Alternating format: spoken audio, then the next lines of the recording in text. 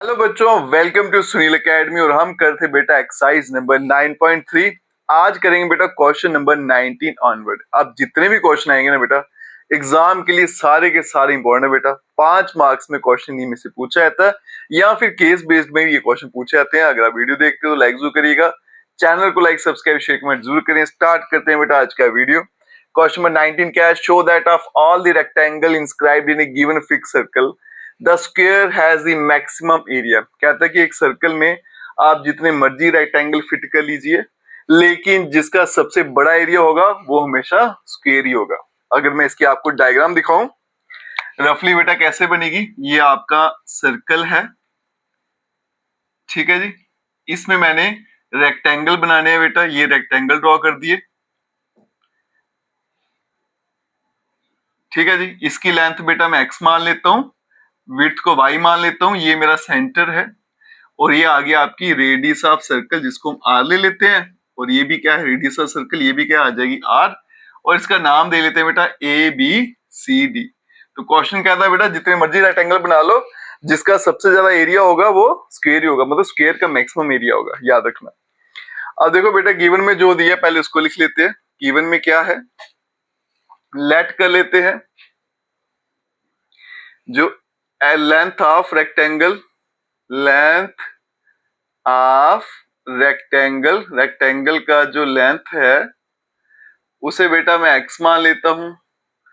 Late width of rectangle, rectangle का जो width है, विड्थ ऑफ रेक्टेंगल उसे हम y मान लेते हैं। And let radius of circle, radius of circle उसको हम r मान लेते हैं, ठीक है। बड़े सारे तरीके हैं बेटा इस क्वेश्चन को करने का, इनमें थोड़ी कैलकुलेशन लेंथी रहती है, लेकिन जो सबसे आसान तरीका बेटा मैं उससे बताऊंगा इसको कैसे सॉल्व करना है, ठीक है।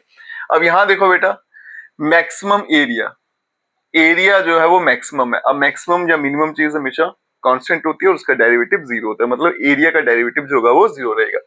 पहले इसका एरिया निकाल लेते हैं बेटा। अब ये रेक्टेंगल है, area of rectangle, area of rectangle इसको मैं ए से डिनोट कर लेता हूं बेटा। क्या फॉर्मूला होता है? लेंथ इंटू ब्रेड्थ, तो बन जाएगा x इंटू वाई। अब इसको डेरिवेटिव फाइंड कर लेते हैं विद रिस्पेक्ट टू x। तो यहां पे क्या बनेगा बेटा? u इंटू लगेगी first derivative of second plus second derivative of first. x का तो 1 ही रहेगा, ठीक है। तो इसको मैं यहां से हटा देता हूं और इसको बॉक्स में डाल लेते हैं। इसकी मुझे जरूरत है बेटा, ये बन गई आपकी इक्वेशन नंबर 1। अब क्रिटिकल पॉइंट निकालने थे, डी अपॉन डी एक्स को जीरो पुट करते हैं, लेकिन दिक्कत क्या है बेटा, इसमें D Y upon D X है। इसका आंसर पहले निकालेंगे, यहाँ पे डालेंगे, फिर क्रिटिकल पॉइंट निकालते हैं। वो कैसे निकालना है यहाँ देखो बेटा। अब रेक्टेंगल है ना, तो ये एंगल 90 डिग्री का रहेगा। तो एबीसी एक क्या बन गई आपकी? Right angle triangle. अब देखो बेटा in right angled triangle A B C. अगर मैं इस ट्राइंगल की बात करूं, इसमें अगर पीजीटी लगाऊं मैं, पाइथागोरस थ्योरम, तो क्या रहता है बेटा? Hypotenuse square base square plus perpendicular square. Hypotenuse देखो कितनी है बेटा? आर प्लस आर मिलके 2r, तो ये बनेगा 2r का स्क्वायर। बेस कितना है बेटा? एक्स स्क्वायर, परपेंडिकुलर आ गया आपके पास y का स्क्वायर, ठीक है। तो ये बन जाएगा आपके पास 4 r square equals to x square plus y का स्क्वायर। अब इसको भी डिफरेंशिएट कर लेते हैं बेटा, differentiate with respect to x. तो ये तो कांस्टेंट है। अब मुझे कैसे पता चला बेटा? क्योंकि यहाँ पे दिया बेटा फिक्स्ड सर्कल। अगर सर्कल फिक्स हुआ तो इसका मतलब उसका रेडियस भी क्या होगा? फिक्स। और फिक्स चीज क्या होती है? कांस्टेंट। इसलिए बेटा आर का डेरिवेटिव तो जीरो होने वाला है। एक्स स्क्वायर का क्या आएगा बेटा? 2x। वाई स्क्वायर का क्या आएगा? 2y। और y का आएगा dy अपॉन dx, ठीक है। अब यहां पे देखो बेटा, इसको मैं यहां भेज दूं तो -2x equals to 2 time y, और यहां पे आएगा dy अपॉन dx। ये 2 भी cancel, -x equals to y और dy अपॉन dx आ गया। y को यहां भेजा तो आपके पास dy अपॉन dx। इसका आंसर आ गया -x अपॉन वाई, ठीक है। बिल्कुल सिंपल सा काम किया बेटा अभी तक मैंने। एरिया मैक्सिमम था तो उसका डेरिवेटिव 0 लेना था। डेरिवेटिव फाइंड किया, बीच में मुझे dy/dx दिख गया। अब इसकी वैल्यू लाने के लिए मैंने पाइथागोरस थ्योरम लगाई ट्राइंगल में, वहां से फाइंड किया। अब देखो बेटा, ये वैल्यू जब मैं यहां डालता हूं तो dA/dx, इसका आंसर देखो क्या बनेगा, ये आ गया x, इसके बदले में आ गया -x/y और +y, तो ये बनेगा बेटा dA/dx equals to -x² + y। अब ये बन जाएगा आपके पास y² - x² divided by y। मैंने एलसीएम ले लिया और अरेंज करके लिख दिया, पॉजिटिव टर्म पहले नेगेटिव बाद में। आप क्या करेंगे, डेरिवेटिव को पुट कर लेंगे equals to 0, put dA/dx equals to 0, क्योंकि क्रिटिकल पॉइंट निकालने हैं। जब मैं इसको 0 पुट करता हूं बेटा तो ये बनेगा y² - x² divided by y equals to 0। इसको यहां भेजा तो 0 हो गया, तो यहां बनेगा y² - x² इक्वल्स टू 0, तो y² बन गया आपका x² और x इक्वल्स टू y। ठीक है जी, तो क्रिटिकल पॉइंट क्या निकल के आया, x इक्वल्स टू y। अब डबल डेरिवेटिव फाइंड करेंगे, देखते हैं बेटा कि मैक्सिमम एरिया आता है या नहीं आता है। ये आ गया ना आपके पास dA/dx, ये। अब इसका डबल डेरिवेटिव d2a/dx²। अब यहां देखो बेटा, ये डिवाइड की फॉर्म है तो u/v लगेगा, ये डिवाइड वाली लाइन, यहां आ गया v का स्क्वायर, फिर आ गया v डेरिवेटिव ऑफ u। अब यहां देखो बेटा ब्रैकेट में y² का करूंगा तो क्या आएगा 2y, y का किया तो dy/dx, माइनस x² का करूंगा तो 2 टाइम x। ठीक है, आगे चलते हैं बेटा, प्लस y² - x² और y का किया तो आ गया dy/dx। ठीक है जी, मैंने कुछ नहीं किया, u/v का फॉर्मूला लगाया, मैंने डायरेक्टली कर दिया, आप एक लाइन एक्स्ट्रा कर लेना। ये आ गया बेटा d2a/dx का स्क्वायर इक्वल्स टू, ये बन गया बेटा आपके पास y। अब यहां देखो ये 2y, अब ये आ गया बेटा dy/dx, इसकी वैल्यू मुझे पता है कितनी है बेटा dy/dx की, कहां निकाली थी हमने, ये -x/y है ना, तो ये आ गया -x/y। आगे आ गया -2x प्लस y² - x का स्क्वायर, और यहाँ पे भी आएगा आपका -x/y। ठीक है, मैंने कुछ नहीं किया, dy/dx की बस वैल्यू डाल दी और नीचे चल रहा है बेटा y का स्क्वायर। अब बस सिंप्लीफाई करते जाएंगे, d2a/dx², एक स्टेप और कर लेते हैं सिंप्लीफाई।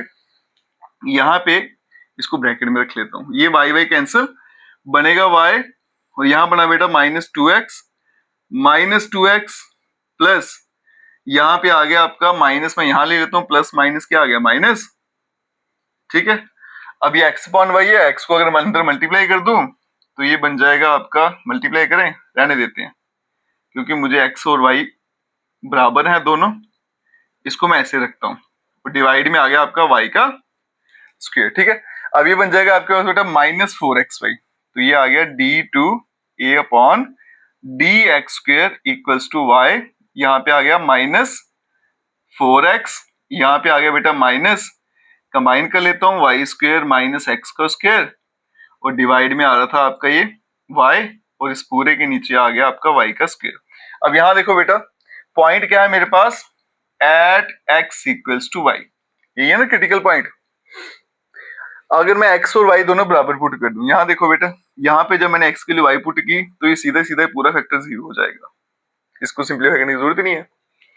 यहाँ पे मैंने अगर x के बदले में y पुट कर लिया तो बनेगा -4y², और नीचे भी क्या बन गया आपका y²। ठीक है, y² आपका कैंसिल हो गया तो बनेगा -4। ठीक है, आप इसको वैल्यू डाल के देख लेना, तो ये आंसर आता है आपका -4, और -4 जो है वो क्या आ रहा है आपका, नेगेटिव आ रहा है। अगर ये नेगेटिव आ रहा है, इसका मतलब ये जो point x = y, it is a point of local maxima, तो ये वॉल्यूम क्या देगा आपको, मैक्सिमम देगा। इसका मतलब जो एरिया है आपका, सॉरी मैं एरिया है, ये मैं वॉल्यूम बोल बैठा उसको, अगर ये पॉइंट क्या बन गया आपको लोकल मैक्सिमम, तो इस पे जो एरिया आएगा वो भी क्या होगा, मैक्सिमम होगा। इसका मतलब एरिया जो है वो मैक्सिमम है, कौन से पॉइंट पे है बेटा, जब x की वैल्यू y के बराबर हो जाएगा, मतलब x और y दोनों बराबर हो गए। x और y क्या थी, साइड थी, जब साइड बराबर हो जाएंगी तो वो क्या बन जाएगा, इट इज ए स्क्वायर, और ये मुझे क्वेश्चन में प्रूव करना था। चलते हैं मैडम नेक्स्ट क्वेश्चन पे। चलिए बच्चों, तो चलते हैं क्वेश्चन नंबर 20 पे। क्वेश्चन नंबर 20 क्या कहता है, show that the right circular cylinder of given surface and maximum value. मेरे पास एक राइट सर्कुलर सिलेंडर है, गिवन का मतलब समझ लीजिए कांस्टेंट है या फिक्स है, सरफेस एरिया, वॉल्यूम उसकी मैक्सिमम है, is such that its height is equals to diameter of base. अगर ऐसा हो जाता है तो उसकी जो हाइट है वो किसके बराबर बन जाती है बेटा, डायमीटर ऑफ द बेस। अब देखो बेटा, राइट सर्कुलर सिलेंडर मैंने आपके सामने बना दिया, इसके डायमेंशंस लिख लेते हैं बेटा। ये सर्कल है तो सेंटर, ये आ गया रेडियस आर, यहां भी सर्कल है, ये सेंटर, ये रेडियस आ गया आर, और ये वाली लाइन जो सेंटर्स को ज्वाइन करी है इसको बोला जाता है एच, हाइट ऑफ सिलेंडर। ठीक है, चलते हैं बेटा सोल्यूशन पे। लेट, मान लेते हैं आर जो है वो रेडियस है सिलेंडर का, R be the radius of cylinder.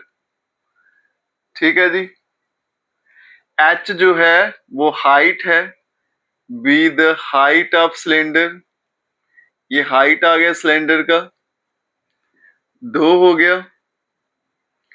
उसके अलावा एस जो है कैपिटल एस, ये सरफेस एरिया है, टोटल सरफेस एरिया लिख लेते हैं इसको। ठीक है, total surface area, surface area, and capital V जो है ये वॉल्यूम है सिलेंडर का, volume of right circular cylinder. अब चलते हैं बेटा आगे। अब देखो यहाँ पे टोटल सरफेस एरिया, जिसको मैं एस मान के चल रहा हूं बेटा, क्या फॉर्मूला होता है, curve surface area plus top और बॉटम। कर्व सरफेस एरिया होता है 2 pi r h, plus top देखो बेटा सर्कल है तो क्या बनेगा, पाई आर स्क्वायर, बॉटम में सर्कल है तो पाई आर स्क्वायर, मतलब 2 pi r square, 2 pi r square है ना, तो 2 पाई आर का स्क्वायर। अब यहाँ पे देखो बेटा, यहां से मैं दो वेरिएबल है ना एच और आर, तो यहां से मैं एच की वैल्यू निकाल लेता हूँ, मेरी आगे जाके काम आएगी। पहले इसको यहां भेजा तो ये बन जाएगा बेटा एस माइनस 2 पाई आर का स्क्वायर, तो यहाँ पे क्या बचा 2 पाई आर एच। अब h equals to s minus 2 pi r square divided by 2 pi r. ठीक है जी, इसको संभाल के रख लेते हैं, आगे मेरे काम आएगा। अब देखो बेटा, वॉल्यूम जो है वो मैक्सिमम है, volume of cylinder, volume of cylinder, cylinder का जो वॉल्यूम होता है बेटा उसको मैं बी से डिनोट करता हूँ, क्या फॉर्मूला होता है, पाई आर स्क्वायर एच। अब देखो यहाँ पे दो वेरिएबल है तो उसको डिफरेंशिएट कैसे करें, वही एक दिक्कत थी, इसलिए हमने क्या किया, एच की वैल्यू पहले निकाल ली इन टर्म्स ऑफ आर, पहले यहाँ पे आर बना लेते हैं, सारी जगह एक ही वैल्यू बना लेते हैं, फिर डिफरेंशिएट करते हैं। तो v equals to pi r square, और यहाँ पे h के बदले में s minus 2 pi r square divided by 2 pi साथ में r, ये एक पाई कट जाएगा, एक r भी यहां से कट जाएगा, तो वॉल्यूम बन गया बेटा, एक तो r बचा और यहां बच गया s माइनस 2 पाई r का स्क्वायर, जो 2 बचा उसको मैं यहां पे रख लेता हूं। ठीक है, r/2 और s माइनस 2 पाई r का स्क्वायर। इसको अगर मल्टीप्लाई करना है तो मल्टीप्लाई भी कर लेते हैं, मल्टीप्लाई कर ही लेते हैं, नहीं तो बाद में दिक्कत करेगा। ये बनेगा s r divided by 2 minus 2 pi r का क्यूब और डिवाइड में आ जाएगा 2, तो ये 2 और 2 कट जाएगा, तो volume equals to s r divided by 2 minus pi r का क्यूब। ये आ गया मेरे पास वॉल्यूम। अब क्या करना है बेटा, डिफरेंशिएट कर लेंगे इसको विद रिस्पेक्ट टू आर। तो यहां देखो बेटा, आर की 1 हो जाएगी तो बचेगा एस अपॉन 2, आर क्यूब का क्या आएगा 3 और बनेगा पाई आर का स्क्वायर, और आर का तो 1 ही हो जाएगा। फिर क्या करेंगे बेटा, क्रिटिकल पॉइंट लगाएंगे, उसके लिए क्या करेंगे, पुट करेंगे dv अपॉन dr को इक्वल्स टू 0, तो s upon 2 minus 3 pi r square, ये आ गया आपके पास 0। इसको बेटा मैं यहां भेज देता हूं, तो s upon 2 equals to 3 pi r का स्क्वायर, तो s की वैल्यू आ जाएगी 6 पाई आर का स्क्वायर। ये s निकल के आ गया बेटा। अब देखते हैं बेटा कि वॉल्यूम जो है इसकी वो मैक्सिमम आ भी रही है नहीं, उसके लिए डबल डेरिवेटिव फाइंड करेंगे तो बनेगा d2v अपॉन dr²। ये आ गया आपका dv अपॉन dr। इसको फिर से डिफरेंशिएट करूंगा, देखो यहाँ पे r नहीं है तो ये कांस्टेंट हो गया, इसका आंसर तो 0 हो गया। इसको करूंगा तो क्या बनेगा -6πr। अब यहाँ देखो बेटा 6 भी कांस्टेंट है, पाई भी कांस्टेंट है, बच गया r। r तो रेडियस है, ये तो नेगेटिव कभी होगा नहीं, है ना। अगर ये नेगेटिव नहीं हुआ तो फिर ये टर्म कोई पॉजिटिव आएगी नहीं, मतलब ये सारे का सारा माइनस में रहेगा, तो इसका आंसर हमेशा क्या आएगा लेस देन 0। देयरफॉर वॉल्यूम जो है वो आपका मैक्सिमम आ गया। एक चीज तुमने फाइंड कर ली, ठीक है जी। अब देखो बेटा वॉल्यूम मैक्सिमम कब, जब s इक्वल टू 6πr²। यहां से अगर मैं h की वैल्यू निकालूं तो देयरफॉर h इक्वल्स टू क्या बनेगा s माइनस 2πr² और डिवाइड में क्या था 2πr। तो h इक्वल्स टू s की वैल्यू कितनी है 6πr² minus 2πr² divided by 2πr। तो h इक्वल्स टू 4πr² और नीचे आएगा बेटा 2πr। अब देखो 2π, ये पाई पाई कैंसिल कर देते हैं, ये 2 से कैंसिल, रेडियस भी कट गया, तो h का आंसर क्या आ गया 2r। तो ये पूछा गया था बेटा कि वॉल्यूम जो है वो मैक्सिमम है कब होगी, जब हाइट किसके बराबर हो जाएगी डायमीटर, और 2r मतलब रेडियस का डबल कर दो तो क्या बन जाता है डायमीटर बन जाता है। ये मुझे पूछा गया था बेटा। इस तरह से आपने क्वेश्चन सॉल्व करने हैं, थोड़ी सी कैलकुलेशन रहती है, थोड़ी पेशेंस रखनी है बेटा। अब चलते हैं नेक्स्ट क्वेश्चन पे। चलिए बच्चों तो चलते हैं क्वेश्चन नंबर 21 पे। ये क्वेश्चन क्या कहता है, of all the close cylindrical can, एक सिलेंडर शेप में कैन है, ऑफ ए गिवन वॉल्यूम, मतलब वॉल्यूम का मान लो ये फिक्स है, ऑफ 100 क्यूबिक सेंटीमीटर, वो दे भी रखी है मुझे कि इसकी वॉल्यूम कितनी है 100 cubic centimetre. Find the dimension of the can which has a minimum surface area. कहते हैं सरफेस एरिया मिनिमम होना चाहिए, तो डायमेंशन क्या रहेंगे, हाइट और रेडियस क्या रहेगा, ये मुझे पता लगाना है। चलते हैं बेटा जी सोल्यूशन पे, लेट कर लेते हैं r जो है वो रेडियस है, r be the radius, r जो है वो रेडियस है और h जो है वो हाइट मान लेते हैं, and h be the height of can. ठीक है जी। तो टोटल सरफेस एरिया, पहले वॉल्यूम लिख लेते हैं बेटा, तो वॉल्यूम ऑफ कैन जिसको मैं v से डिनोट करता हूं, वॉल्यूम का फॉर्मूला कहता है पाई r² h। ठीक है, और यहां से h की वैल्यू निकाल लेते हैं, तो h क्या बन जाएगा मेरे पास v अपॉन पाई r²।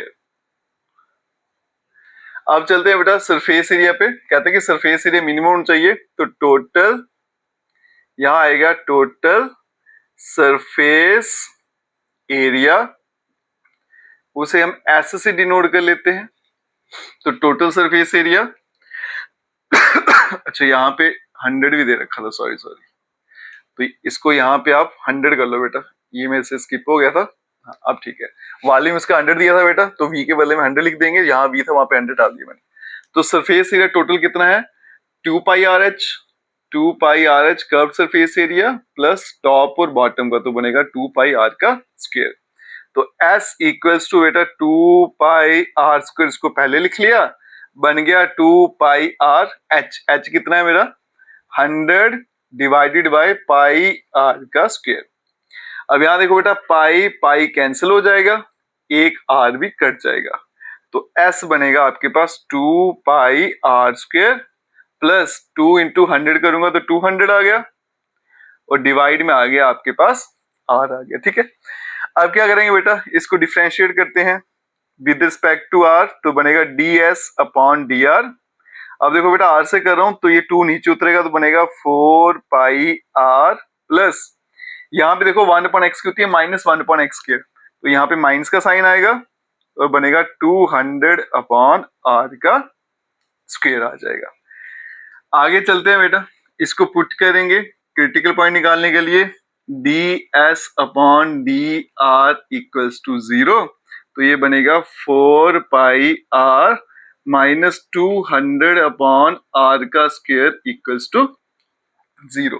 इसको मैं यहां भेज देता हूं, तो बनेगा 4πr equals to 200 divided by r का स्क्वायर।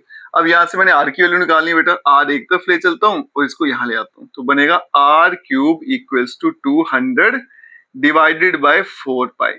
तो बनेगा आर क्यूब इक्वल्स टू बेटा ये तो कट जाएगा 50 से, तो बनेगा 50 अपॉन पाई। तो आर बन जाएगा आपके पास 50 अपॉन पाई, इस पूरे की पावर आ जाएगी 1/3। ठीक है, इसको हम संभाल के रख लेते हैं। अब करेंगे इसका डबल डेरिवेटिव फाइंड। ये बनेगा बेटा d2s अपॉन dr का स्क्वायर। अब यहां देखो बेटा, ये r है, इसकी तो 1 हो जाएगी, बचेगा 4 पाई, यहाँ पे आ गया 4 पाई। अब आगे सुनना बेटा, आर स्क्वायर की करूंगा तो आर क्यूब आएगा। जब डिवाइड में होता है ना, देखो ऊपर होता है तो पावर कम होती है डिफरेंशिएशन में, नीचे होता है तो पावर बढ़ जाती है।